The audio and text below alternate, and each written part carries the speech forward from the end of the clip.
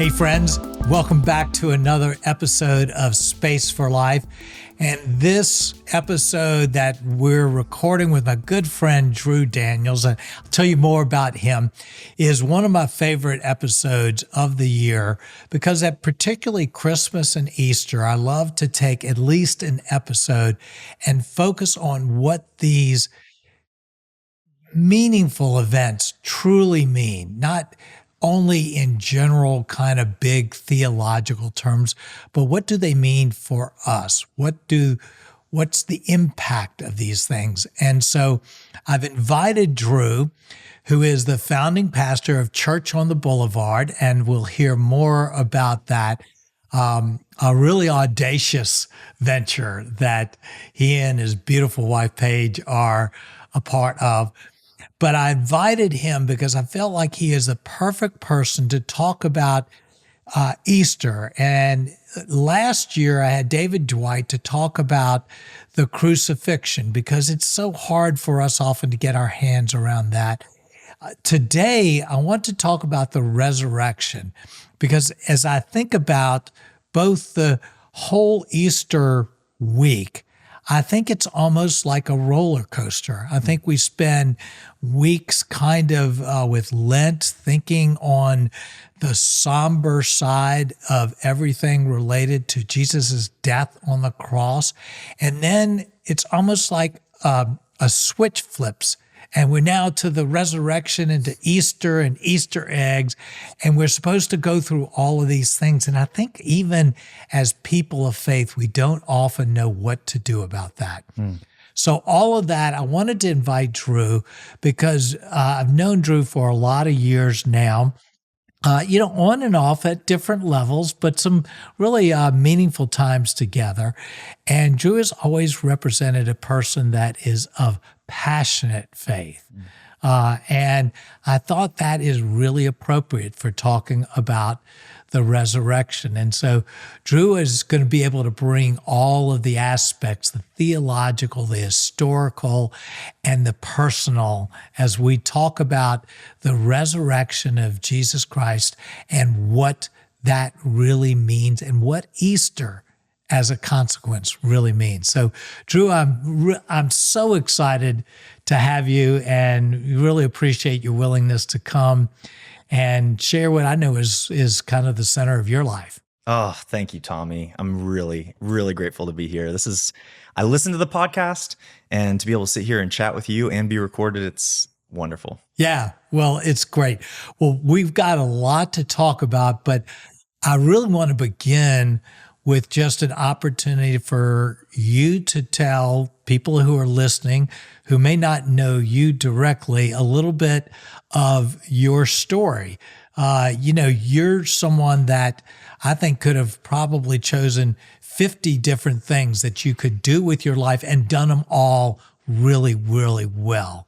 And so you've chosen a path that I think is really a hard path. We'll talk a little bit more about that. But I'd love for you to just share a little bit of your story. Yeah, my story, I'll use the term inheritance. My story feels like it starts with an inheritance that was handed down from my grandfather in rural Nebraska.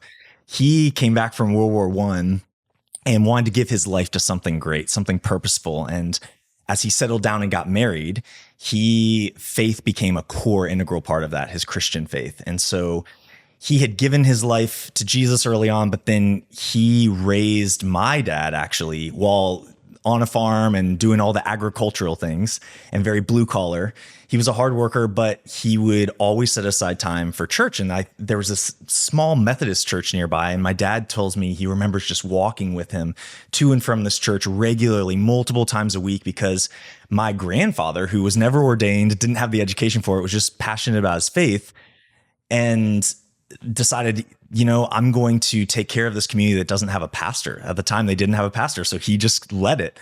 Wow. My grandma was an incredible, just by ear musician. So she would play the music and lead the worship, and my grandfather would preach, and never because it was a career or anything, just it was passion for them. And then my dad grew up and thought maybe he could turn it into a career. He went to get his seminary degree and was like, I need to learn. And that's kind of how my dad's wired. He's academic in that way. So he was inspired by my grandfather, but then was like, maybe I'll apply it to, going and being a vocational pastor, preacher, teacher, or maybe a scholar, theologian.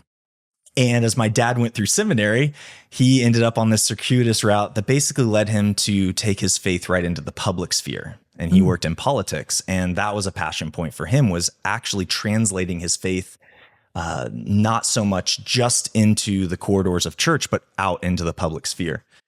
So by the time I came around, it felt like music had skipped a generation, but faith had been the through line through the whole family. My dad's parents were into music and church and everything. And I was always into music and very passionate about things. And so I kind of took this point where I was like, I want to go study music. And music actually led me back into ministry, back to work at a church. That's where I met my wife. And over the years and working in ministry, especially with now our endeavor of church planting, I've been struck by how much life puts us in contact with how many things are outside of our control, whether it's suffering or people's responses to you, or even church planting has really thrown me for a loop in terms of everything that I thought we could be or I aspired for us to be. It's just looked different. It's looked different as we've gotten into it, more than any other venture that I've tried to do in my life. And that to me has led me down this pathway of really finding that my faith has personal hope and grounding in Jesus, where instead of the resurrection, which we'll talk about today, or Jesus and my faith in Christianity being abstract doctrine, it really became personal and real, even on the church planting journey. So I have a wife, 2 kids, and we are doing the best we can with what we've got to follow Jesus and honor sort of the tradition that we find ourselves in by taking this inheritance that I feel like has been passed down through my family, which is really an inheritance of faith to then hopefully pass it on to our kids and whatever they end up doing. So that's great. I didn't even know a lot of that story, and I know your parents and think the world of them, but I didn't know really a lot of that backstory. And it really does make sense. In a sense, you're so much like your grandfather, in terms of that willingness to kind of step out into an unknown place and just step into a need and plant a church, which is such a difficult endeavor. And then, before that, I got to know you again, even though I knew your parents beforehand, at Hope Church when you were leading music. And, I think in a lot of senses, you threw everybody for a loop when you went the direction of church planting, because you're such a gifted musician, and Paige is also. And the two of you, it was like, I think everybody had these great visions of where, you would take music. Well, it's so interesting that you say that, because I studied music in college, and music, like I said, ended up being my pathway back into ministry, but also led me to meet my wife, Paige, and she's a songwriter, and we thought the same thing. That's what's so amazing about how God can work in our lives, where the scariest thing when Paige and I were transitioning from Hope, and I went to the pastor who's one of my mentors, David Dwight. I know he's been on your podcast a lot. He's a good friend of yours. Yeah. He's a wonderful man. And I told him, I was like, I'm feeling, I think, called towards church planting. Maybe that sounds crazy. And Paige and I feel like we need to kind of pursue this and discern this calling.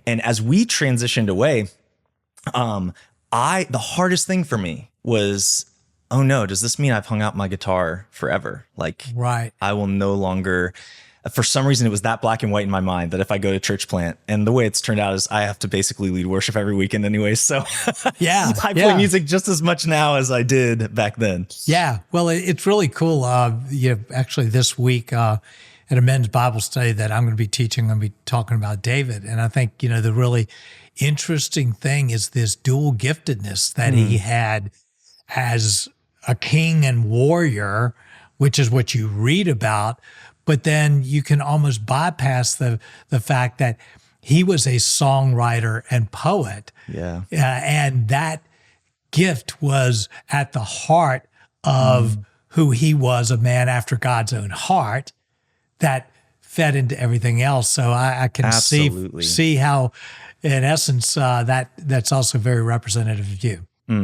Of course, all of that is very off subject of, not really, of the resurrection, but it goes to both of our convictions that our faith is alive and it's always moving and changing, and God is moving, and that's part of the whole resurrection.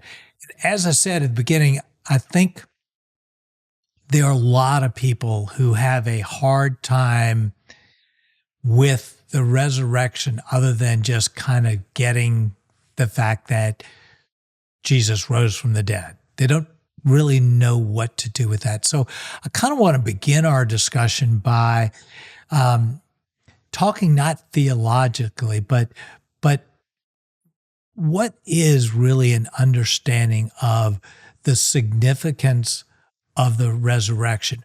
Why is it not just enough to think that Jesus died for our sins? That the crucifixion is really what it's all about, and the resurrection is just a little tag on, which is, I think, what maybe a lot of people think. So I'd love for you just to share some thoughts along those lines. Yeah, I mean, in one sense, at the most macro level, whether you're a person of faith or not, Christianity is one of the largest world religions.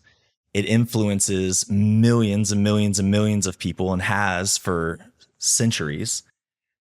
And so you have to pay attention to it in the same way that I feel like I need to pay attention to Judaism and Islam and my Buddhist and Hindu brothers and sisters, because religion is something that's always been a part of the human story, the human narrative. Right. So at some point, you got to deal with some of these big, like meta stories of the world and of life and why we're here and what it means to live a good life. And that's what every religion seeks to do and philosophy seeks to do.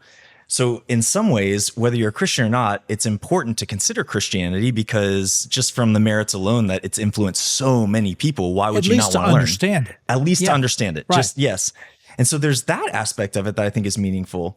But then I think Christianity, if that's a big deal, the central to the Christian message is the fact that there is this event that happened in history, that God came into the world, embodied, that he died and he rose again. I mean, that is the core claim of Christianity. If you go to any other world religion or any other worldview, there's nothing like it. That doesn't make it true, but it does mean that Christianity is at least unique. And so it's worth paying attention to on those merits too, because there are a lot of religions and philosophies that say, if you can just be a good person, and here's what it means to be a good person, and follow this rule and code of conduct, then you'll either become enlightened, or you'll come to know God, or you'll become God, or whatever it is.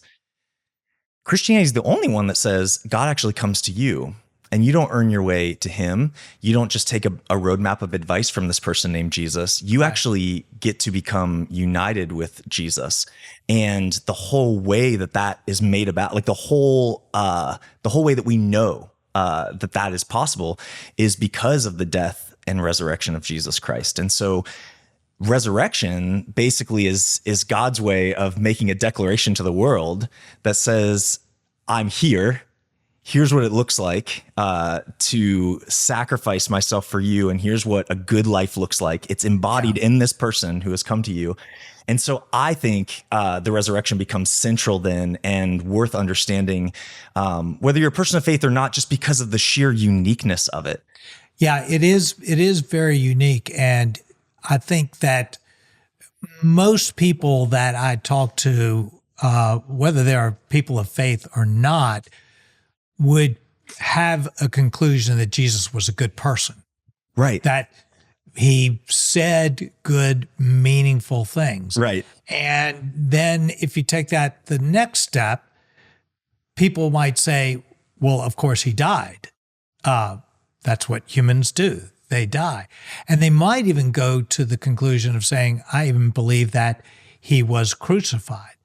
But what does that mean is a different Yes. thing. And so the unique thing that I think is testimony, in essence, to this crucifixion and the things we say about it have substance is that, well, he rose from the dead. That's unique. And that, if it's true, causes you to say, well, maybe now I need to back up and say that this crucifixion wasn't just him dying. Yes. 100%. In fact, as you were talking, I was like, okay, how would I preach this? And preachers are notorious for using alliterations, but I think the resurrection boils down to three core key aspects, which is the person of Jesus, the power of the Holy Spirit and what Jesus does in our lives now, and then the general pattern of death to life that we experience as just being underlying all of reality. The truth is that we were made for life. We weren't made for death. And so death must lead to life. A lot of people will buy into that metaphorically. But what about this aspect of it where like Christianity claims that like Jesus actually came? And to me, I think that the resurrection then does a few things. It validates Jesus as Lord. So to your point, if Jesus came around and just said, hey, I know a really great way for you to get to God. If you follow these 10 commandments that are here in the Jewish tradition, which I'm part of, and then if you just add a little bit to it, and then if you have this meal in remembrance of me, then you're going to find your way to get to God. And he could have said that and been a really helpful, valuable teacher, guru, whatever, and died, and still his sayings and teachings could have been really valuable and meaningful. But if he rose from the dead, then he is Lord. He has this power that transcends all other things. He's not just a good teacher. He's not just somebody that we should pay attention to as in he has this helpful advice. There's actual news, like he has done something in the world and we have to respond to it whether we like it or not. And that's the resurrection puts us in that kind of predicament. I think it's C.S. Lewis that says, Jesus doesn't give you an option to kind of be lukewarm on this whole resurrection thing.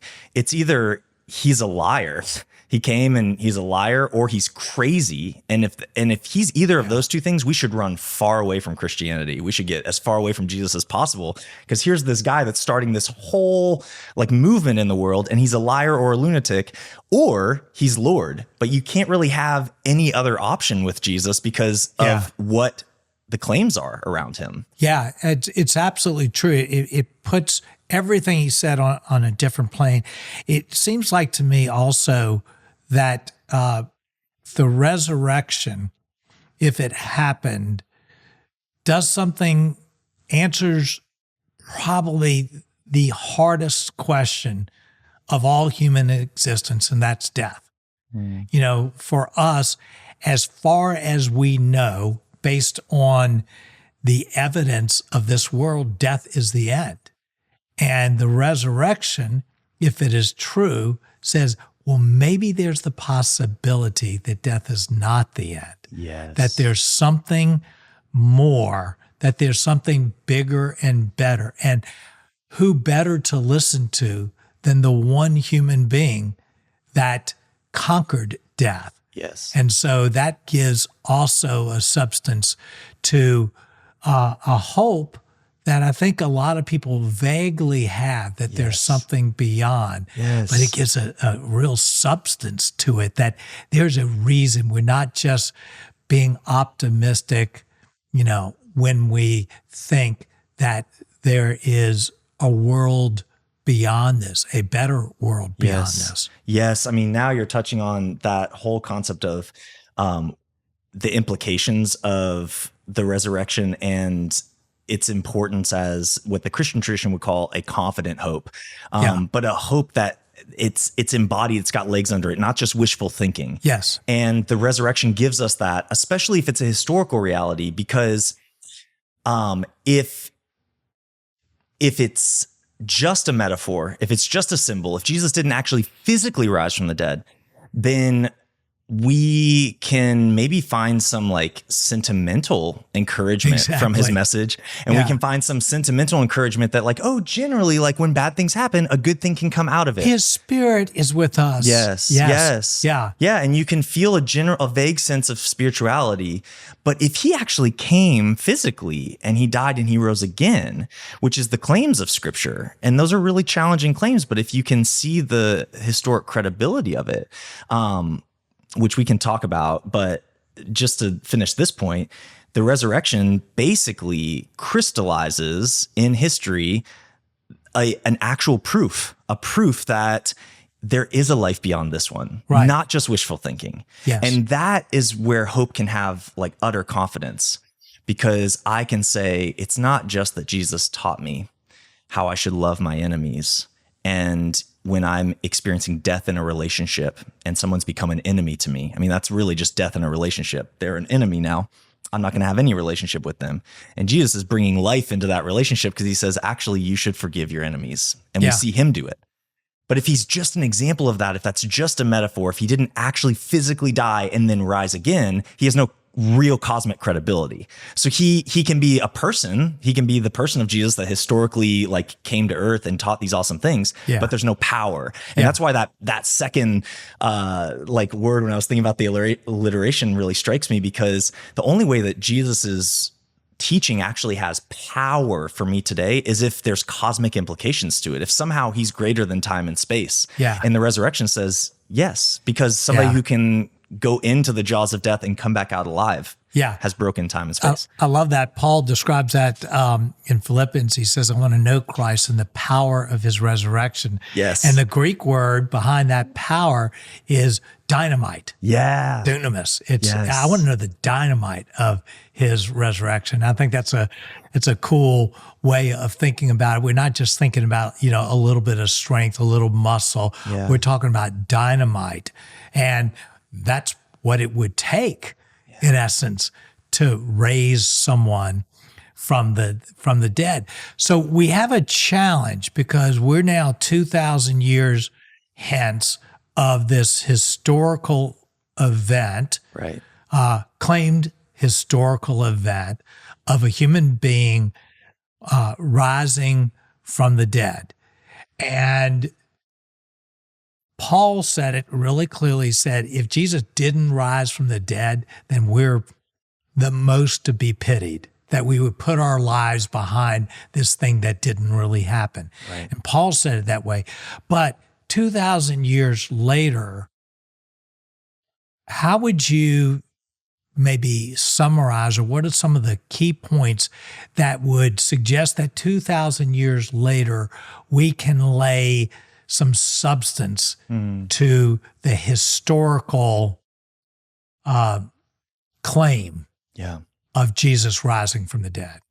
Yeah. Well, you have extra biblical records of people like Josephus and other historians, ancient historians, that would have written around the time that Jesus existed and walked on the earth, that have written about him and this man that's going around in the ancient Mesopotamian area and it has these teachings. And so you have extra biblical warrant for it. You have the biblical canon, which is all the Jewish texts of the Old Testament, and then the New Testament, which is composed of biographies about Jesus, people who actually are giving witness to having walked alongside him or have followed up on him and are writing down about his life. And then you have the letters of Paul. And so some of the hard things we can point to is some of the written records. So you have, like I said, the extra biblical writers.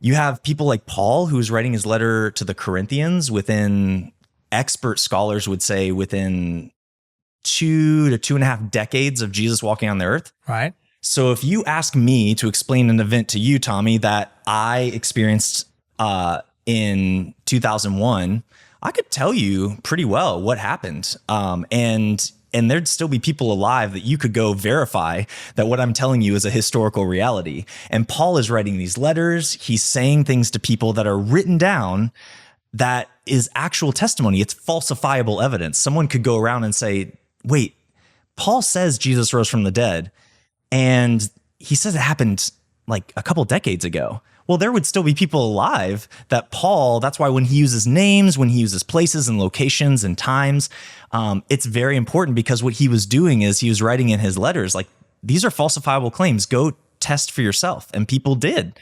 And he was verified. So, yeah, so that has a lot of layers to it, because Paul and others were talking about this resurrection Yes. For the decades after the claimed event. And then we have the writings about it. And if it were not true, the first and easiest thing to do would have been to just go to the grave and open it up and say, there he is. Yeah. So now, if they couldn't do that, and if they didn't do that, even in spite of all of these people, raising Cain, all around, then now you have to go to the extent of saying, well, it was mostly a conspiracy. Right. Someone stole his body. Right. Just so that they could put out this claim that he rose from the dead. Okay, so now you're at another level, but it's still, it could be a conspiracy. Conspiracies happen, and you take it to that level. So now you go, okay, well, you still haven't proved anything to me. Yes, maybe you've proved to me that Jesus was alive, that there was a person there.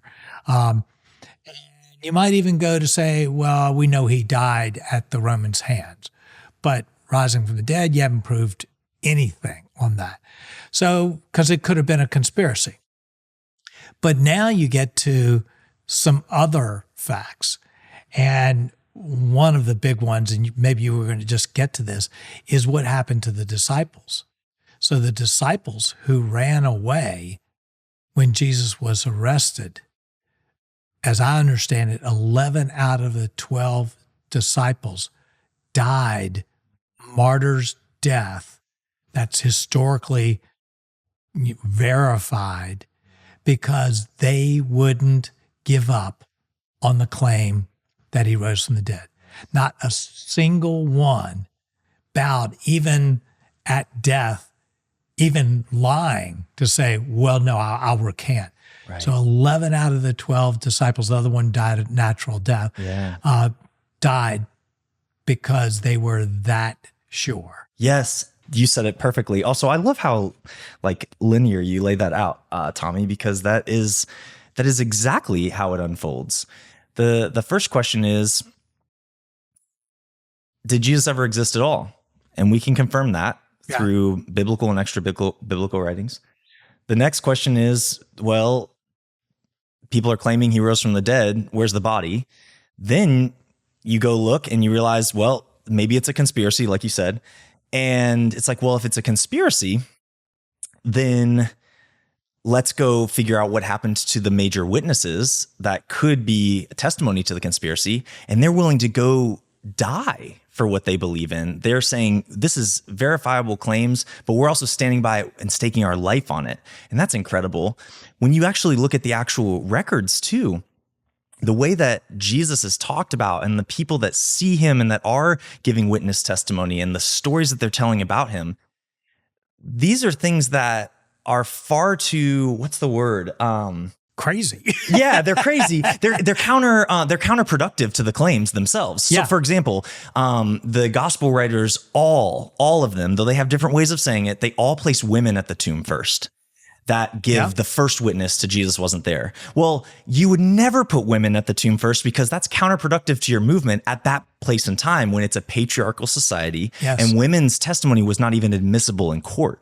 So if a woman couldn't testify in court, why would you all write in a very counterproductive way that women were the first people to see Jesus? You would never do that. And so the fact that it's counterproductive to their movement is also incredible. And then the fact that they died for it shows even more so that there's a lot of potency here, but it does give a lot of credence to the claims. And it's also true that there were a lot of enemies of Christ from that time of the resurrection going forward.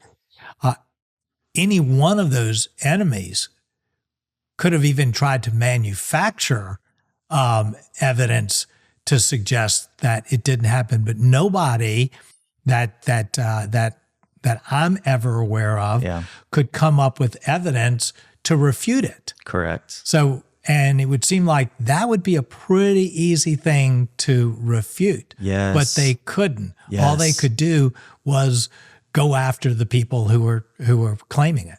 Oh, great point. And that's another reason why I've come to really feel even more confident in my belief in it is the fact that not just the first disciples gave their lives, the first followers of Jesus gave their lives for this, but thousands and thousands and millions of others following them also gave their lives. I mean, there was heavy persecution in those first few centuries. Right.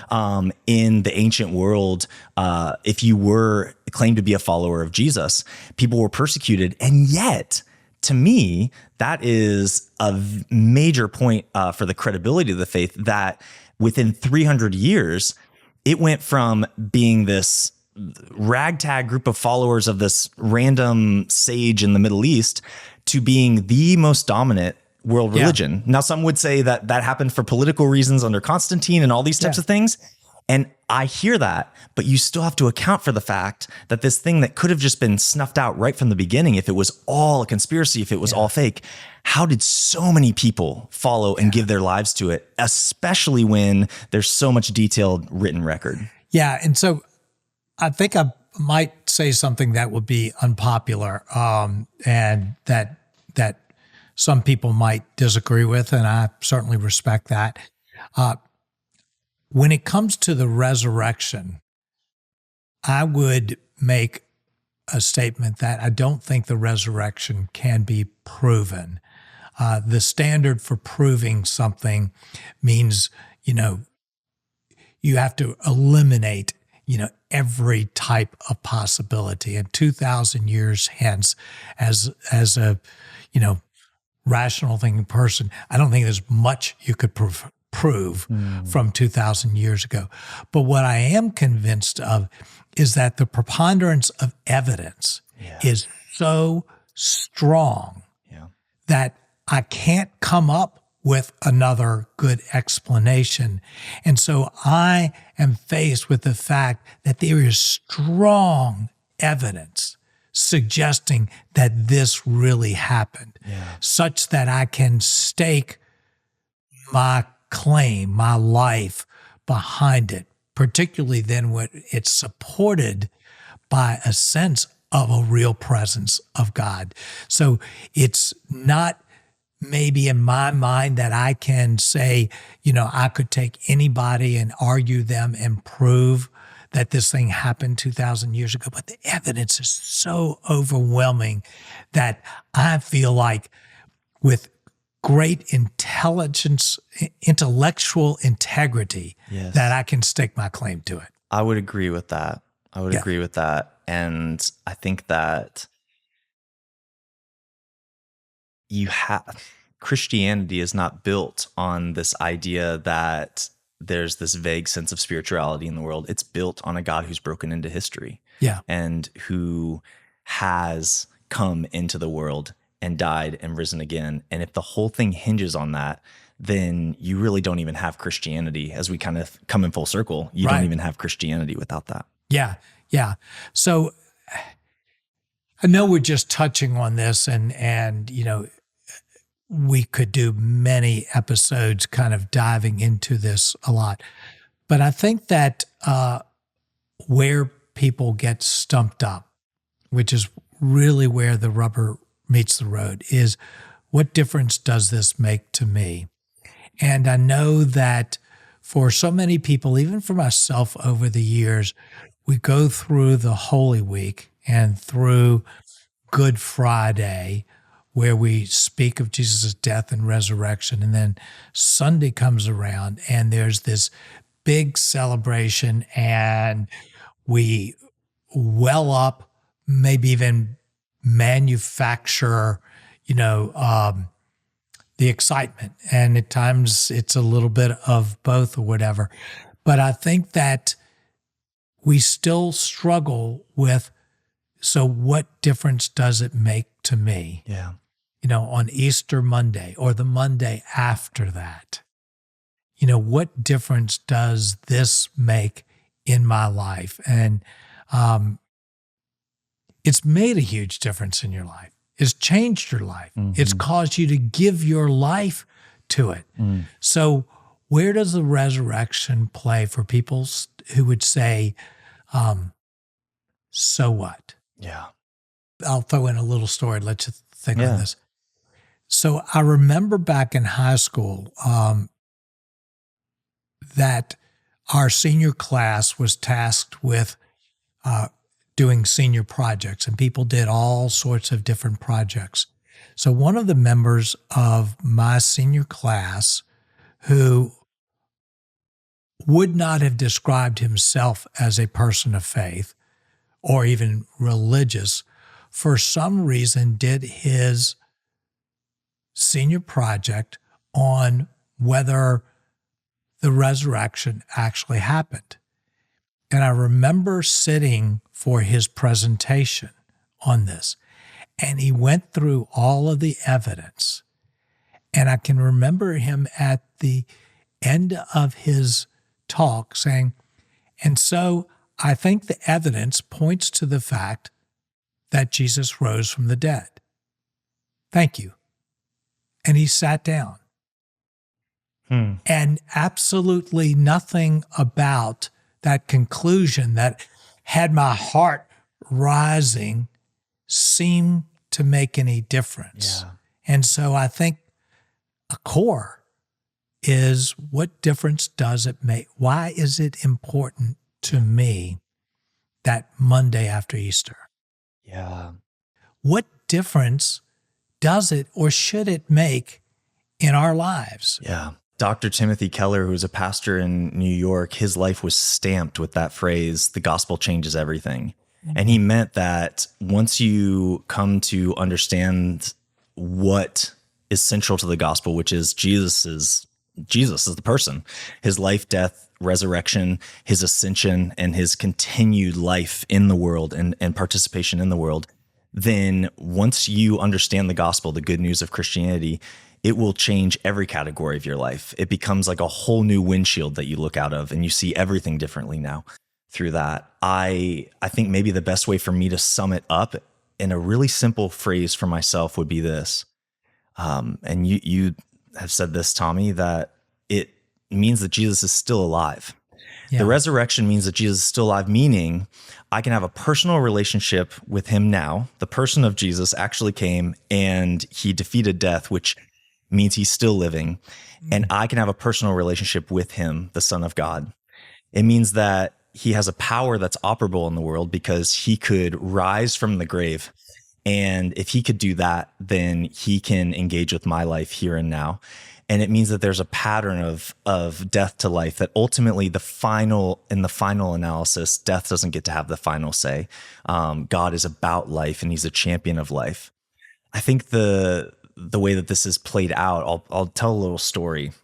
When I first transitioned away from my job in ministry at Hope Church as a worship leader, and my wife and I decided that we needed to discern a call towards church planting, I left the church thinking, I sure hope that I'm called to church plant, because I don't know why I would leave this setup. I don't know why I would leave it's a wonderful people around me. It's a great job, everything. It was security. It was a great spot that you were in. It was a great spot. Yes. Yeah. And I loved who I worked with and all sorts of things. And so I was telling Paige that, like, if we're called to this, God will make it clear. But there wasn't clarity when we first transitioned away from the job. And I was very concerned that I had made a bad decision. Yeah. And I remember going a few months, and they put you through this protocol within our denomination that some tests and training to see, like, are you really fit to be a church planter? Some of it is purely psychological. They want to make sure that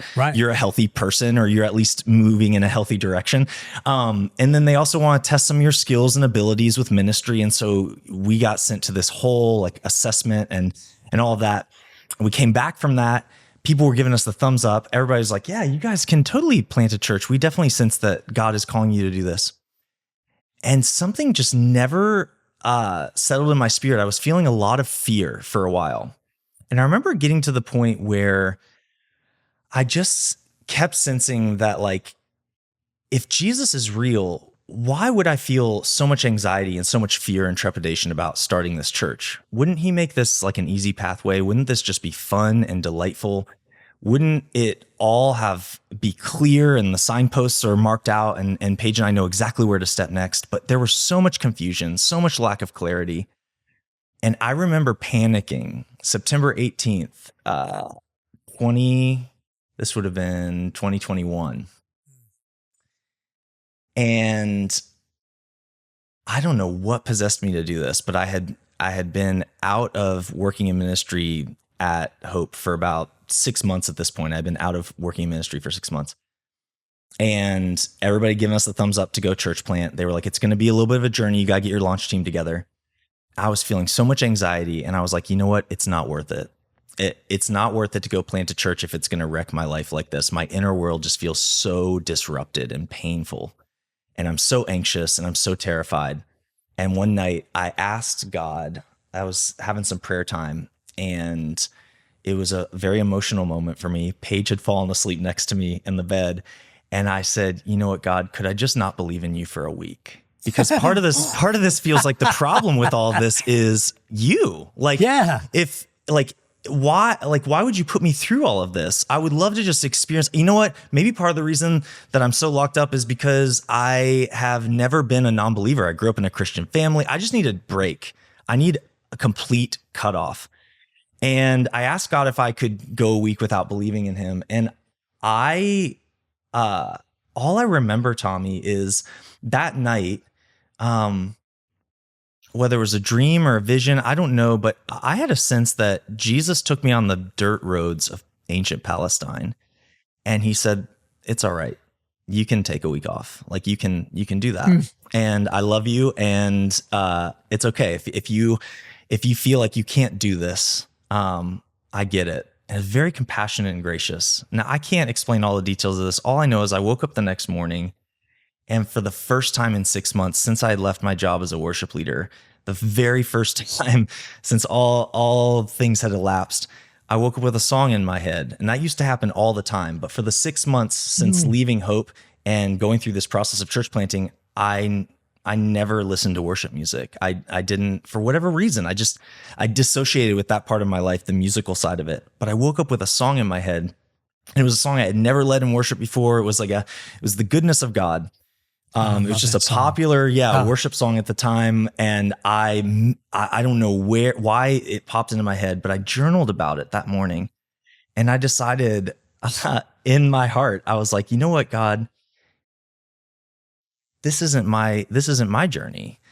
I'm part of a bigger, this isn't my story. This is your story. I'm part of a bigger story here, and you're working in my life. And I just had a real encounter and experience of a living and active presence of God that I'd heard other people had these types of encounters and experiences. But this was the first time I really felt like no matter what happens next, Jesus is with me, he loves me, and he's for me. Now, the reason that story comes to my mind is because of this. If the resurrection is true, then Jesus is alive in such a degree that he can meet with us through his word, through scriptures, and he can speak to us through prayer. And that was a night of prayer. I was lamenting and grieving how hard this journey was. And I was asking God through prayer if I could not believe in God, which is wild to think about. And I've never heard of that prayer before. It's wild. I don't even know what possessed me to say something like that. It feels borderline like heresy, but for whatever reason, I was like, I just need to like completely whitewash all of this. I just need to disconnect from it completely. What it taught me is that Jesus is a real living presence. He's not just a person that existed 2,000 years ago.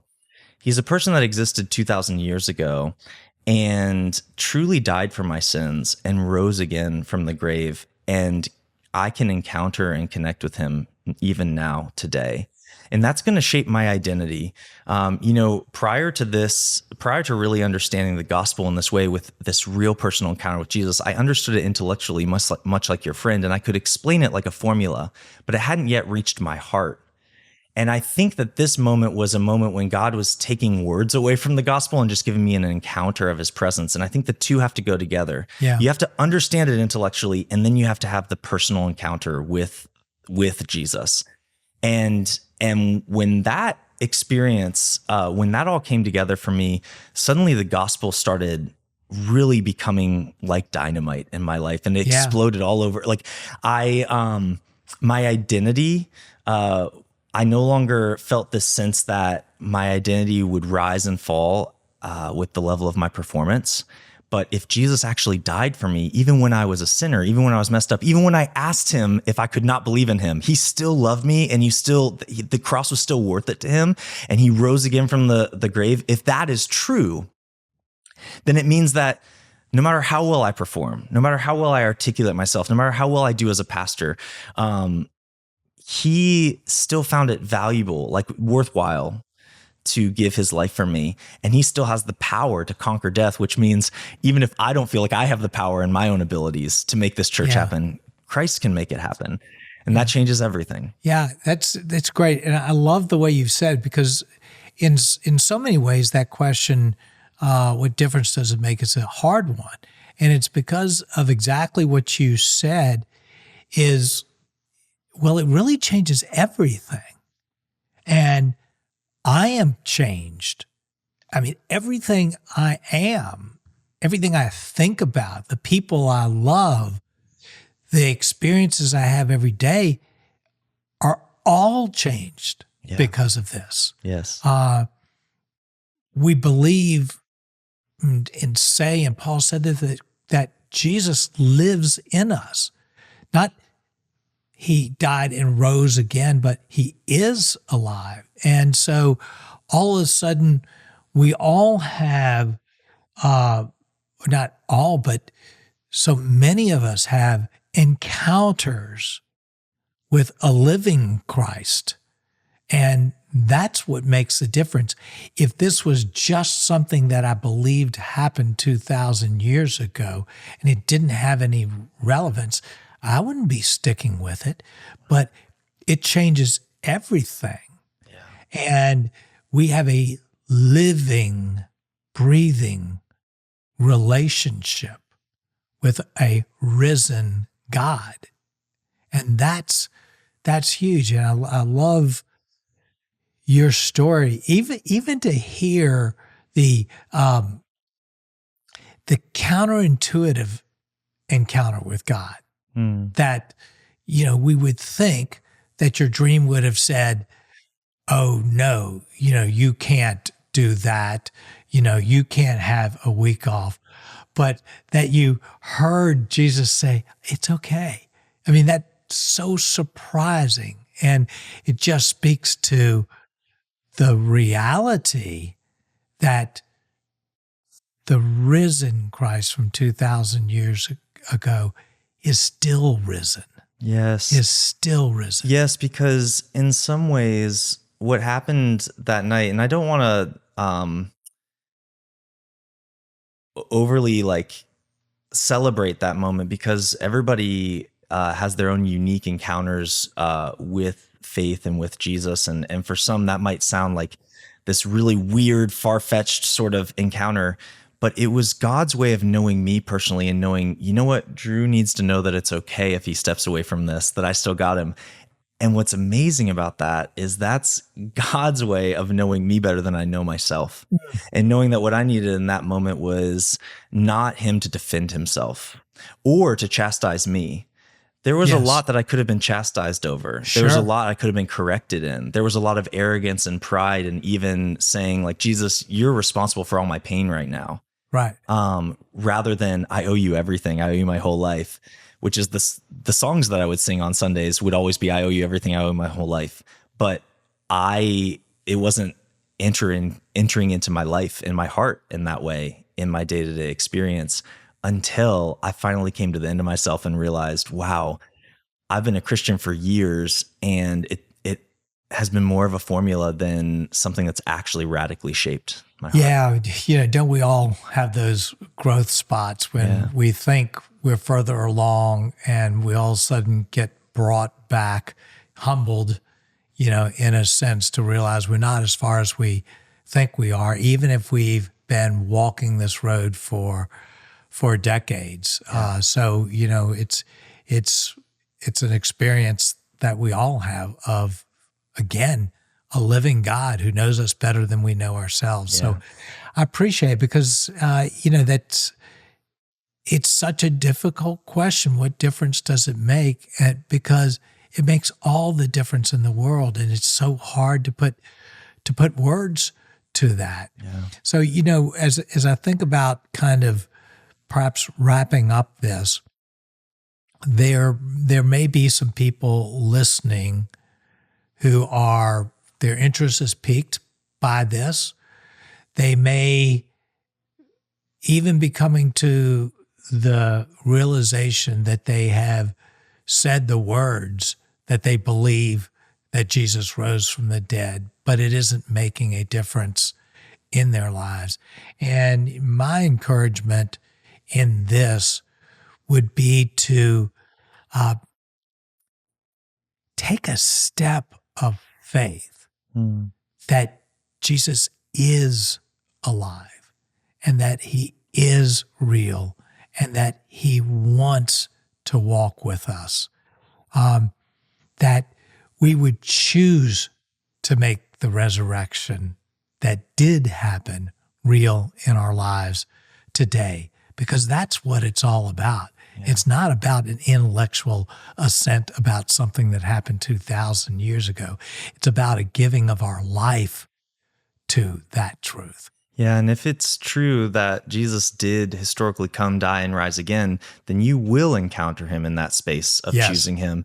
If he's not real, then there is a sense in which it's like, whoa, I can make all sorts of choices in my life. If he is real, then you'll encounter him in that. You'll have a sense of his presence in that. I love that. It's not up to us. It's not up to us. I've heard many people say that Scripture says this too. No one seeks after God, and God's always seeking after us. And he draws us. He draws us. And sometimes that is the place in which we can just sense like, whoa, whatever it is that's piqued my interest here towards God, that is his spirit talking to me right now, and I can pay attention. Yeah, that's great. Well, I so appreciate this conversation, Drew. And, it's not easy territory, talking about some of these things that mean so much to us, or we even think they should mean so much to us, and talking about it. So I really appreciate all of it. And I hope it's been stimulating, challenging to those who have listened, and that this will be one of those episodes that will linger with us and that we might choose to actually act and step in faith on. So thanks, Drew. I really appreciate you. The incredible step of faith that you've made, out of comfortable places into uncomfortable places. And that's not easy. So I appreciate you and Paige so much, and appreciate you sharing this episode with us. Before we go, if people want to get in touch with you or learn more about what you're doing at Church on the Boulevard, which I understand is maybe changing a little bit of that, how would people get in touch with you and what you're doing, and maybe even support you in some fashion? Yes. So we're moving forward with actually even a whole name change. So Boulevard Church, if you go to www.blvdchurchrva.com, you will have access to everything you would need to get in touch with us. Okay. We'll put that in the show notes, but BLVD Church RVA. .com. That is Boulevard Church, Richmond, Virginia. Yes. .com. Yes. Okay. And we just keep everything in that hub. And so that's the best way. There's ways to reach out and email and contact. And honestly, we're a smaller enterprise. We're a smaller organization. So everything just comes through my email anyway. So if you email the forms on there, it comes to me and my wife and we get back right away. So if people want to reach out and connect, that's a great way to do it. That's great. Well, I hope some people take advantage of that. Yeah. And I just think it's just a, incredible thing that you and Paige are doing. And it's a sacrifice, but it's an incredible thing that's making a difference in a lot of people's lives. So really appreciate the good work that you're doing. Yeah. Thanks. All right. Thanks, everybody. Thanks, Drew.